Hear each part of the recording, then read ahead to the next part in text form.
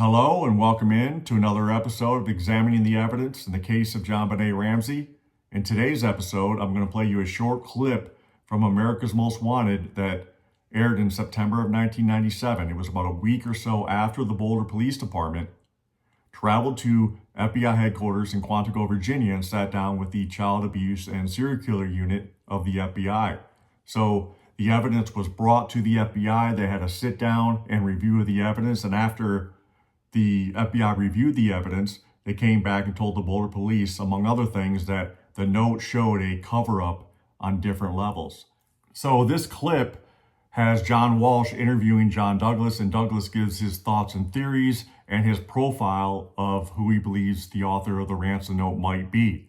And after this clip that you're going to watch, come back for my analysis, and I'm going to show you why Douglas's profile of who he believes wrote the ransom note was dysfunctional from the very beginning. Now, I want to update you on one more recent case. Last Saturday, we took you inside the investigation of the murder of little JonBenet Ramsey. And since then, there have been new developments that could help us solve this bizarre case. Let's look at the latest. Boulder police brought a van full of evidence and spent 2 days at the FBI headquarters in Quantico, Virginia. They were there to review the material with criminal profile experts, hoping a fresh eye would provide new leads in the death of JonBenet Ramsey. Meanwhile, they released a copy of the infamous 2.5-page ransom note Mrs. Ramsey found the day after Christmas. Experts say the note shows a cover-up on different levels. There is a disguise. There was an attempt to disguise the handwriting, but as the letter went on, the person was losing this disguise. Notice the shakiness in the word "that" in the first paragraph. Then see the difference in the same word near the end of the note. Now look at how some of the words are spelled. Difficult words are spelled perfectly. Adequate, attaché, countermeasures. Yet the writer misspells simple words like business and possession. That sort of behavior, to me, is indication of trying to dumb down the letter to make the letter writer, this offender, look dumber than perhaps he actually is. Look again. Do you recognize this handwriting? Notice how the T is tucked under the adjacent letter and how the capital D has an overhang. The letter's neat and orderly. Experts are hoping the release of the note could help crack the case. Joining us now is someone I've known and respected for years, former FBI profiler John Douglas, a real pioneer in the science. John, thanks for being with us. Thank you, Jim.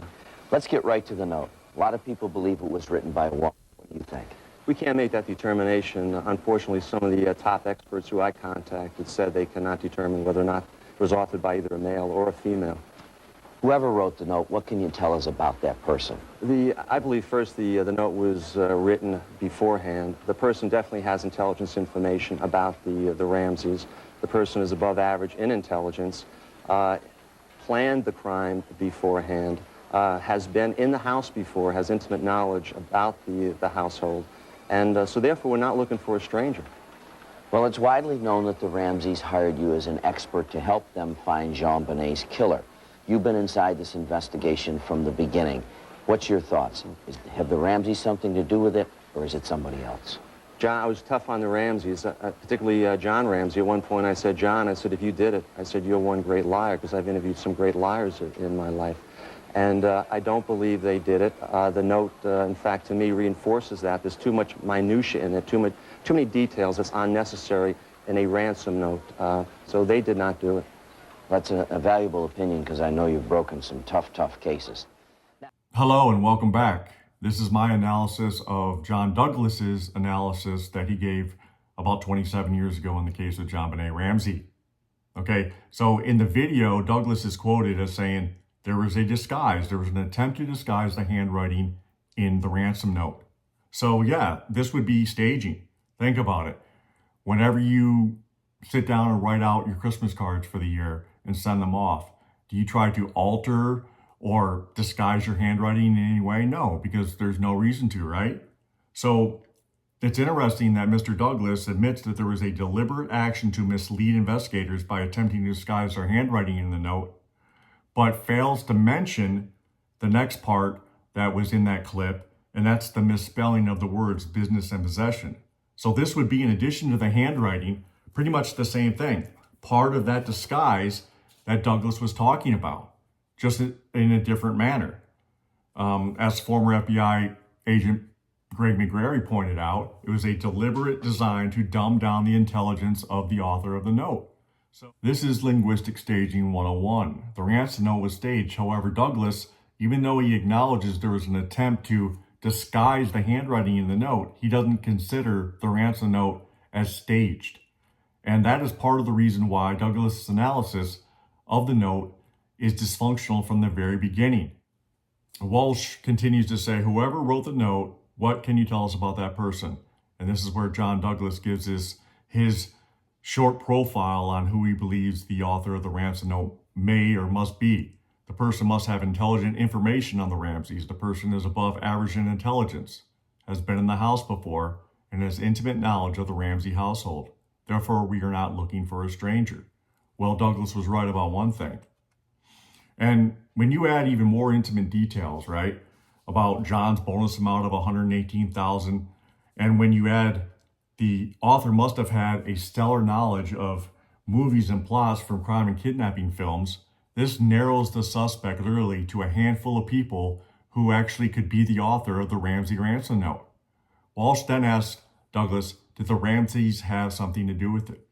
Douglas says that the note reinforces that the Ramseys didn't do it because there is too much minutia in it, too many details. That's unnecessary in a ransom note.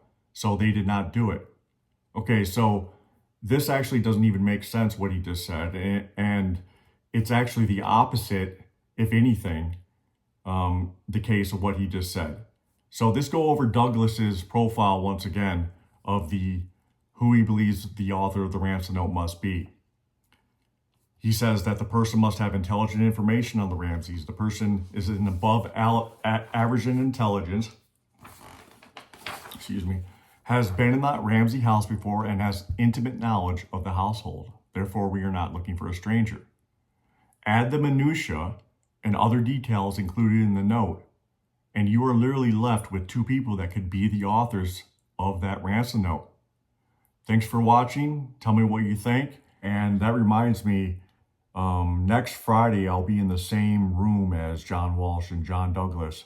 So I think I'm going to ask them about that clip that you just saw and see if Douglas has changed his profile of who he believes the author of the ransom note is in the Ramsey case.